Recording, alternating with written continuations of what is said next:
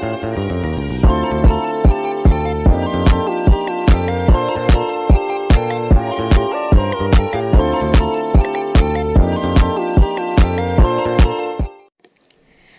sahabat pembelajar, selamat datang di video pembelajaran hari ini. Di video hari ini kita akan membahas yang sangat penting bagi para guru, calon guru, dan juga orang tua, yaitu tentang perkembangan peserta didik dari masa bayi hingga masa remaja.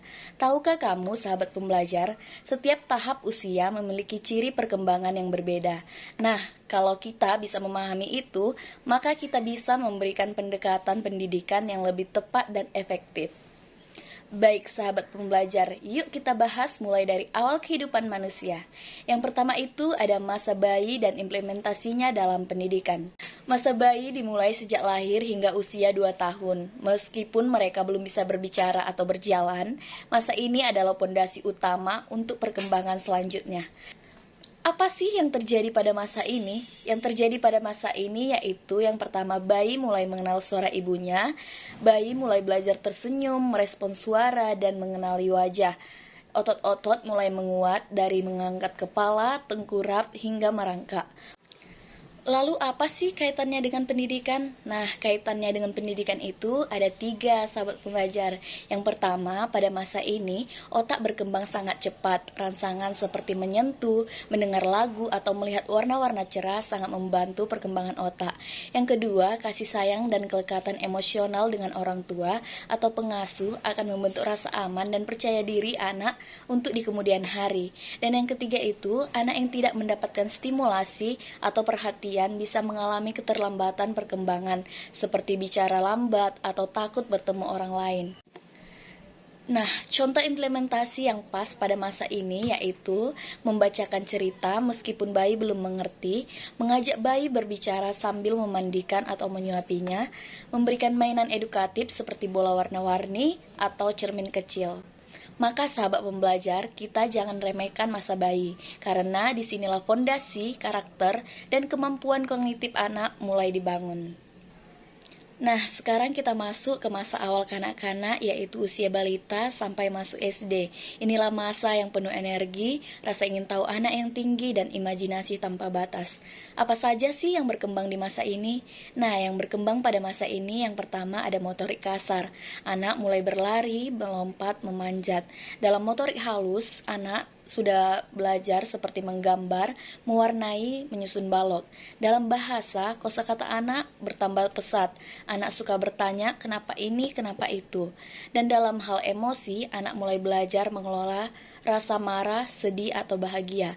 Dan dalam hal bersosial, anak mulai belajar berbagi, bekerja sama, dan bermain dengan teman-temannya. Pendidikan di usia ini tidak bisa disamakan dengan orang dewasa. Pada masa ini, metode pembelajaran yang cocok yaitu belajar sambil bermain. Adalah metode yang pas untuk anak pada masa ini. Anak-anak belum bisa duduk diam terlalu lama. Jadi kegiatan seperti bernyanyi, menggambar, atau bermain peran sangat membantu perkembangan mereka. Penting juga untuk mulai mengenalkan aturan rutinitas dan nilai-nilai seperti kejujuran dan tanggung jawab kepada anak. Contoh aktivitas yang dapat kita lakukan yaitu seperti bermain peran jadi dokter, guru, atau polisi, menyusun puzzle atau balok untuk mengasah logika dan kesabaran anak, dan menyanyikan lagu-lagu edukatif terhadap anak. Nah, sekarang kita masuk ke pemahaman perkembangan awal peserta didik. Sebagai calon pendidik, kita harus tahu bahwa setiap anak itu unik. Bahkan, 2 anak yang seumuran bisa sangat berbeda dalam hal cara belajar, emosi, dan minat mereka. Kenapa sih penting untuk memahami perkembangan awal peserta didik? Pentingnya memahami perkembangan awal peserta didik yaitu agar kita tahu bagaimana menyampaikan pelajaran dengan cara yang sesuai, agar kita bisa membimbing bukan hanya secara akademik tapi juga emosional, dan kita tidak terburu-buru memberi label seperti anak nakal, padahal bisa jadi mereka hanya butuh pendekatan yang berbeda. Nah, pada masa ini ada hal yang harus kita perhatikan. Yang pertama itu perkembangan fisik. Perkembangan fisik adalah kemampuan tubuh anak dalam bergerak dan mengendalikan anggota tubuhnya.